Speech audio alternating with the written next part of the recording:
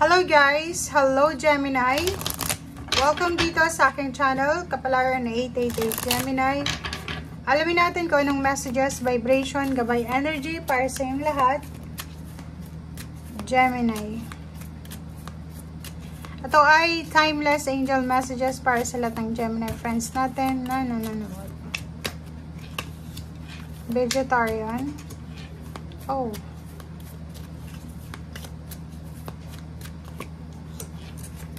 Okay. Okay, Gemini. Nakikita natin dito, Gemini, na may iba sa inyo dyan, especially kung lalaki ka, na medyo confused ka sa iyong katawan, sa iyong health. Sinasabi ng barahan na siguro kailangan mong pag-aralan ng isang new way of eating, lalo na yung kung gusto maging healthy, maging stronger, maging strong, kung ano man tong gusto mo, pwede mo daw subukan yung pagiging vegetarian or ano man na klase ng health diet or eating ways of eating, parang ganun. So, yun. Next card is admit your true feelings to yourself. So, yun, be honest. Maging honest ka, Gemini, sa kung ano man ang nangyayari sa paligid mo. Be honest sa sarili mo, sa mga tao sa paligid mo. Kasi ikaw lang yung nakakaalam diba? Kahit like for example, yung mga tao sa paligid mo, pamilya mo, magulang mo, relationship mo, hindi nila alam yung totoong nararamdaman mo. So, kailangan maging honest. Para, ganun lang yun para ma-reciprocate yung honesty ng ibang tao or yung honesty mo, magiging honest din sila sa'yo. But, if nagsisinungaling ka, magsisinungaling din sila sa'yo. Kasi yun yung sinesend out mo. Okay. So, ito yung maganda. Kasi sinasabi na have faith. Okay, trust yourself, trust God, trust everything na ang lahat ay pabor sa'yo. Your desire is within reach. Malapit na. Abot kamay kung ano man ito na mga pangarap mo or manifestations sa buhay mo. Malapit na, Gemini.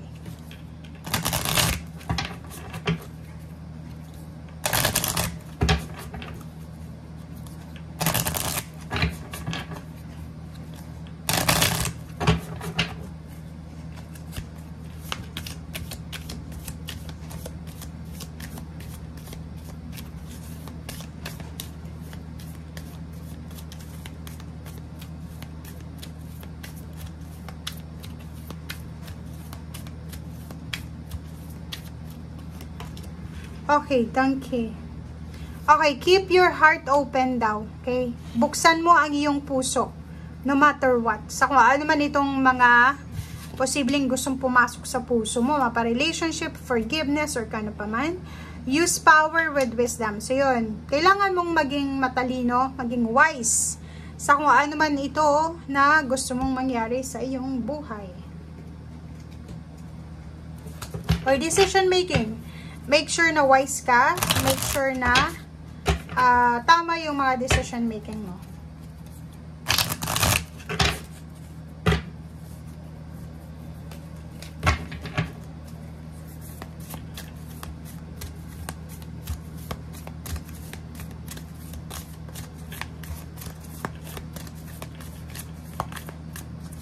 Okay.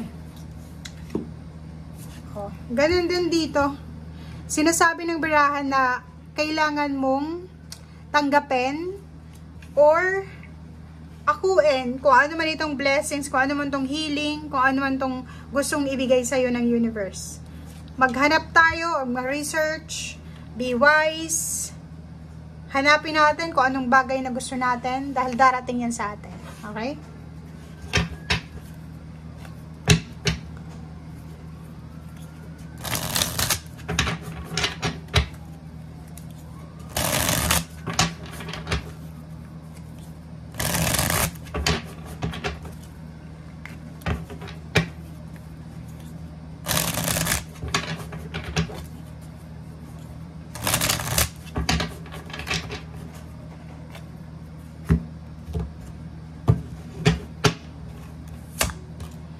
Okay, Three of Air, Queen of Fire, and the Star.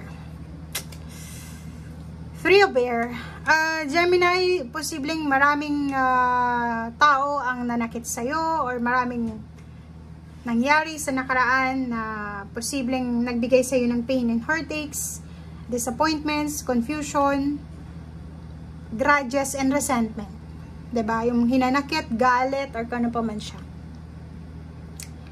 But, ang sabi sa'yo dito ng ating angels, kailangan mo nang magpatawad, kailangan mo nang hanapin yung healing. Same din dito. Accept and send healing. Healing. Pagpapatawad. Kung gusto mong magkaroon ng peace of mind, freedom sa sarili mo. Pero kung halimbawa, di ba, may mga tao naman kasi kahit ang dami nilang kaaway, marami silang, mag-isa na lang sila, sobra silang strong, pero mayroong mga tao na affected sila pag, halimbawa, malungkot sila pag may mga kaaway sila. So, dito sinasabi na kailangan mong umalis sa situation na yan. Okay? Etong the star, same din dito sa baraha na sinasabi sa'yo na have faith as everything is working in your favor. Diba? Fulfillment, have faith lang. Be hopeful kasi yung desire mo, yung manifestation mo is within reach na siya. Abot kamay mo na o ano man tong minamanifest mo. Pwede ang manifestation mo is family occasion, stability sa pamilya, pagkakaroon ng bahay, pagkakaroon ng relationship, pagpapakasal, celebration ng pamilya, or kano pa man, darating siya. So, sinasabi ng baraha, may prosperity, may contentment, may celebration, stability, and balance na darating sa buhay mo.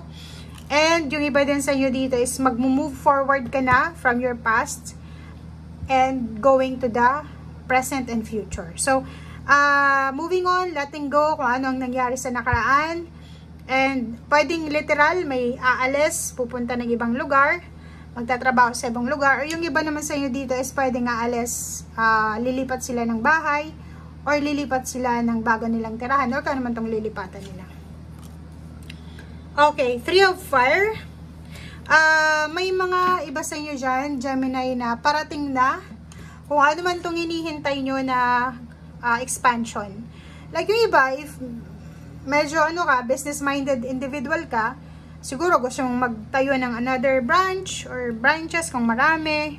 O yung iba sa inyo dyan, gustong mag-travel around the world. Yung iba gustong magtrabaho sa barko, sa aeroplano, or sa kung ano pa man na gusto nyo pagtrabahuhan. Possible, okay? Darating na or parating na kung ano man ito na minamanifest nyo na expansion sa inyong buhay. So, be patient. Yun lang yung sinasabi ng baraha. Kailangan mo ng pasensya sa kung ano man itong hinihintay mo. Okay? Thank you guys and see you again. Bye!